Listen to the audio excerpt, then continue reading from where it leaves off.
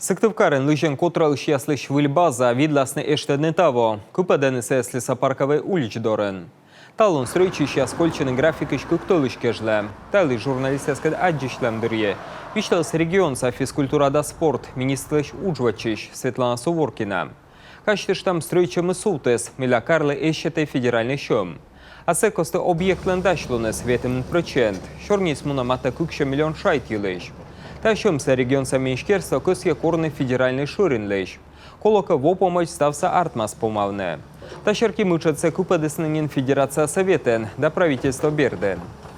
Наш глава Владимир Викторович Уйба обращался на уровень руководителя правительства Российской Федерации Мишустина с просьбой восстановить это финансирование. И на сегодняшний день Минстрой Российской Федерации и Минспорт Российской Федерации включили наш объект в предложение для перераспределения лимитов 2024 года. Буквально на этой неделе еще раз созванивались с Минспортом России, они еще проводили сверку, и наш объект остался там в этом перечне. Поэтому мы очень надеемся, что за счет федерального бюджета мы эти деньги назад, в общем-то, себе вернем.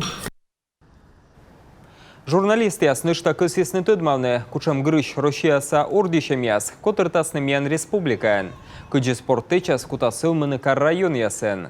Светлана Суворкина вишталес, кучам сбор ясы пырычыны, регионса команда яс.